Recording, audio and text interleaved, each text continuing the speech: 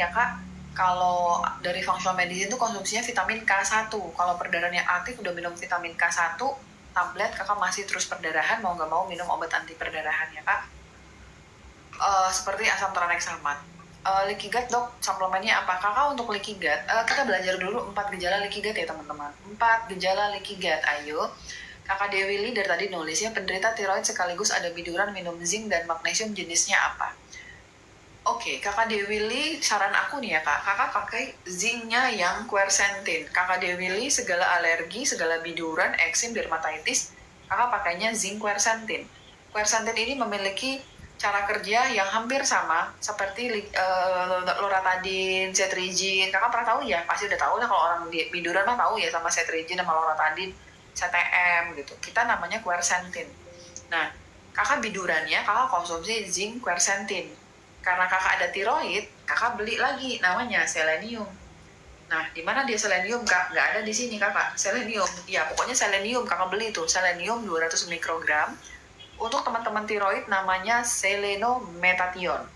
Selenometation khusus untuk selenium teman-teman tiroid. Untuk magnesiumnya kakak pakainya glycinate. Magnesium untuk punten ya kakak autoimun, tiroid autoimun namanya glycinate. Tapi kalau zinc kakak pilih karena kakak pada biduran zinc quercetin, vitamin C. Tambahannya untuk tiroidnya selenium. Tadi kan ada zinc selenium kan ya kak ya. Tapi karena kakak ada biduran, kakak jangan yang ini dulu. Kakak zincnya sendiri, kemudian seleniumnya sendiri. Gitu kakak Dewi Lee, semoga menjawab ya. Teman-teman kita bahas leaky gut dulu. Leaky gut dulu.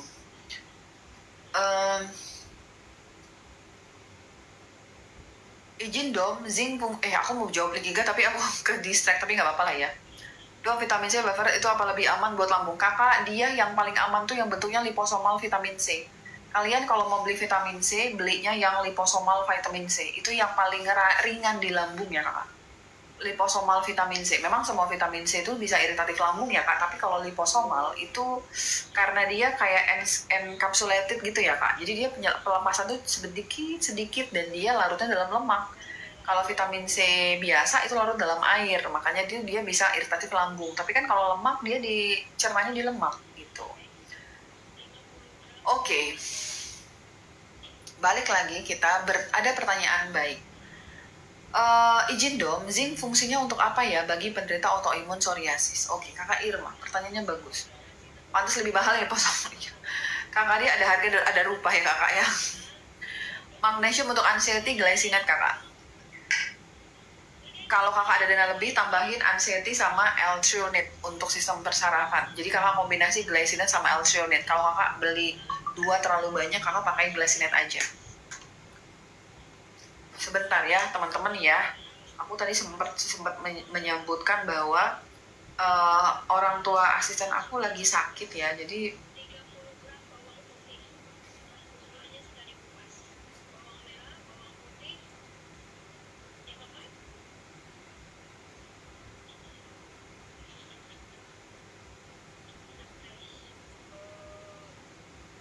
aku nyuruh coba kirimin video gitu soalnya. Aman sih, alhamdulillah ya.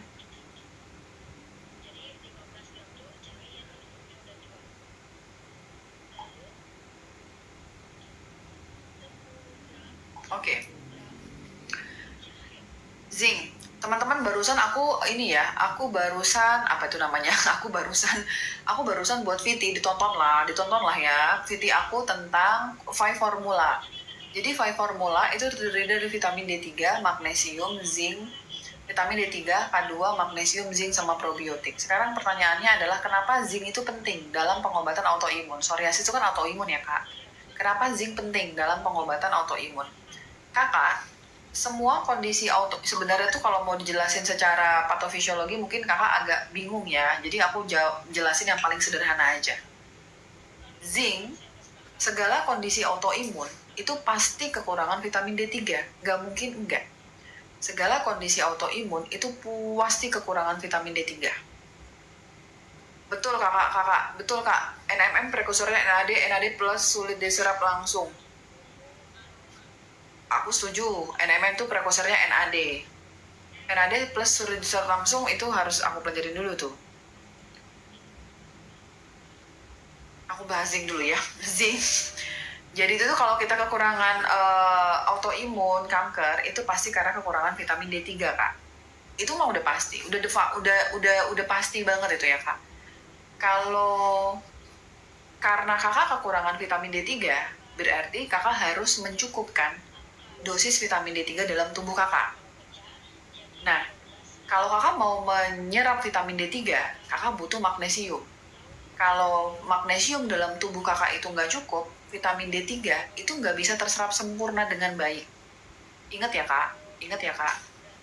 Sesehat-sehatnya kita, manusia, itu nggak mungkin bisa menyerap 100% suplemen yang kita konsumsi. Nggak mungkin bisa.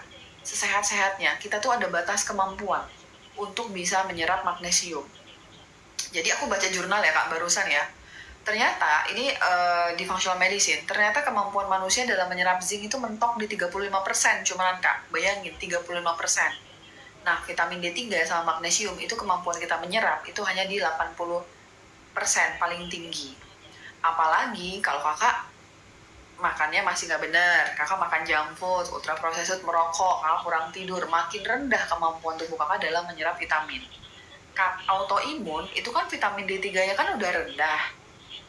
Jadi Kakak perlu kemampuan khusus untuk dapat menyerapnya lebih cepat biar cepat sembuh nih autoimun Kakak. Kakak membutuhkan magnesium. Ketika kita konsumsi vitamin D3, bentuk vitamin D3 itu tidak aktif. Kita mempunyai kewajiban, tubuh kita, semua sel dalam hidup kita, dalam tubuh kita itu memiliki kewajiban. Setelah kita menelan vitamin D3 ini, kita punya kewajiban harus mengubah vitamin D3 yang tidak aktif ini menjadi vitamin D3 yang aktif. Membutuhkan peranan semua sel dalam tubuh kita, termasuk organ hati dan organ ginjal, dalam mengubah vitamin D3 yang tidak aktif dalam bentuk suplemen ke vitamin D3 yang aktif. Vitamin D3 yang aktif ini yang akan bermain dalam tubuh kita. Tapi kan sel kakak kan lagi sakit, kan kakak autoimun kan, sel kakak kan lagi sakit, lagi susah tuh mengubah vitamin D3-nya. Disitulah kakak membutuhkan zinc. Karena salah satu tugas zinc, selain dia dapat menekan stres oksidatif, zinc dapat membantu perubahan konversi vitamin D3 yang tidak aktif yang kakak konsumsi menjadi aktif. Itu yang paling sederhana, zinc dalam pengobatan autoimun. Dengan hadirnya zinc, kemampuan tubuh kakak, sel kakak, itu dalam menggunakan vitamin D3 yang kakak konsumsi itu jadinya lebih cepat. Makanya Dr. Henry pakai Quarto Formula karena dalam vitamin D3 butuh magnesium. Dalam perubahan vitamin D3, dalam vitamin D3 penyerapannya butuh magnesium. Dalam mengubah vitamin D3 itu membutuhkan zinc. Selain memang zinc punya kemampuan imunomodulator, dapat menurunkan peradangan, selain itu ya Kak, tapi dalam rangkaian konsumsi vitamin D3, zinc sangat dibutuhkan. Itu jawabannya ya Kak. Zincnya yang dosis, nah zinc itu direkomendasikan dosisnya 30-50 mg saja. Tergantung sama toleransi lambung kakak. Karena zinc itu bagus banget, tapi ada teman-teman yang kesusahan mencerna zinc. Memang seperti itu. Ada teman-teman yang sampai akhir nggak bisa sama sekali konsumsi zinc, ada yang harus adaptasi dulu sama zinc, tapi ada yang cocok-cocok aja gitu. Memang tergantung ya Kak sama kondisi. Dosisnya 30-50. Jenis zinc yang paling bagus penyerapannya itu zinc picolinat dan biglycinate. Beda ya Kak, kalau glycinate sama biglycinate untuk zinc, tapi kalau untuk magnesium tuh hampir sama. Zinc yang paling oke adalah biglycinate dan picolinat gitu. Jadi silahkan dipertimbangkan. Kenapa aku merekomendasikan langsung produk si Deal. Kenapa aku merekomendasikan produk Deal yang mengandung zinc, selenium, dan koper? Chelatic acid itu kakak biglycinate aja sama si picolinat. Kenapa aku merekomendasikan produk ini? Karena kalau kakak konsumsi zinc dalam dosis yang tinggi, dosis tinggi zinc itu dikatakan tinggi kalau di atas 50 mg. Atau kakak konsumsi zinc 50 mg dalam durasi yang panjang, lebih dari satu itu dapat mengurangi nilai koper. Kita kebanyakan konsumsi zinc ya Kak, itu bisa mengurangi koper. Koper itu merupakan mineral yang penting dalam memproduksi kolagen. Jadi, konsumsi zinc, selenium, koper, kakak dapat benefitnya dan kakak bisa mencegah terjadinya kekurangan koper. Kalau kakak kekurangan koper, kakak bisa lemes, kulit kakak bisa nggak elastis gitu. Makanya pakai zinc, selenium, koper. Itu ya kak.